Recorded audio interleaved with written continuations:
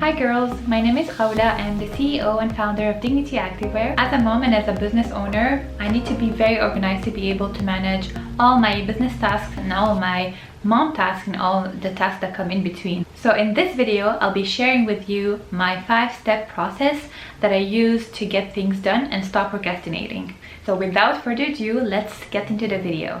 Step 1 is to plan ahead. I cannot stress how planning is so important. We procrastinate because we feel overwhelmed. When we have too many things to do, or we have a huge task that we need to tackle, we feel anxiety. And the way that we remove the anxiety is by telling ourselves that we'll do it tomorrow. And so you feel better about yourself, and then the next day you feel the same anxiety, and then you say, oh, I'll just do it next Monday. That's what creates procrastination. Also, another reason why people procrastinate is that they feel that they're not ready to tackle that task, or that they're not motivated enough or not inspired enough. But the truth is that we will never be ready enough. We will never be motivated enough, and we will never be inspired enough. It's like if our mind tricks us that we need this ideal environment to be productive or to tackle that task. One thing that I learned in my personal life is to never rely on motivation or on inspiration to do something, because that motivation might never come and that inspiration might never come either. You get inspired by doing, and you get motivated by doing. One thing that I do when I feel overwhelmed is that I write everything that's in my head. I take a piece of paper and I write all the tasks that I need to do.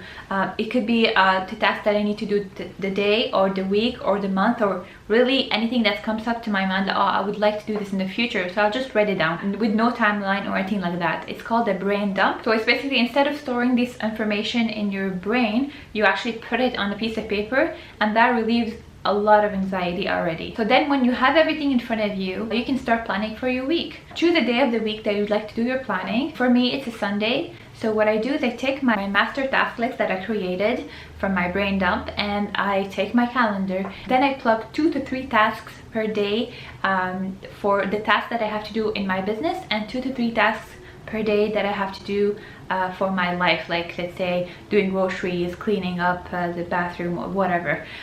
So I like to separate personal from business, so I can maintain a balance of doing both. You might feel like you want to write more than 2 to 3 tasks. You'll say, oh, I can do much more, but do not put more than 3 tasks for your life or 3 tasks for your business, because often we overestimate how much we can do in a day, and then on the day off we won't be able to do it, and then we'll feel demotivated. When you have a plan, you will wake up knowing what you have to do during the day, so you won't be tempted to just watch TV all day long, or if someone calls you and tells you let's go shopping, you won't just say yes out of boredom. You'll be more likely to make proper decisions whenever other people come and ask you to do something for them, and so you can look at your agenda and see if that's feasible. You will not overburden yourself with things that you can't fit in your schedule. Before I was implementing this strategy, sometimes I would get a call from my sister, from a friend, telling me let's go shopping, and I'll be like, oh yeah, I'll go shopping,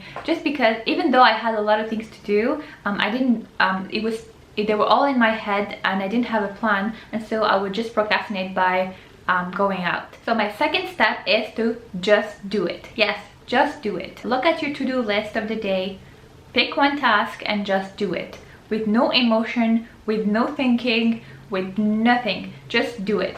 I insist on saying no emotions, because if you think too much about a task that you're dreading to do, you'll find excuses and you won't do it. So if, let's say, you wrote that you want to clean up your desk, then just start and do it. Don't think about, oh, do I feel like cleaning up my desk? No, just do it. Mindlessly, like a robot, just do it. Just do it. That is the secret of ending procrastination. My third step is to work for 5 minutes straight. So once you started your task, work for 5 minutes straight, non-stop. Don't stop until you've completed 5 minutes of that task.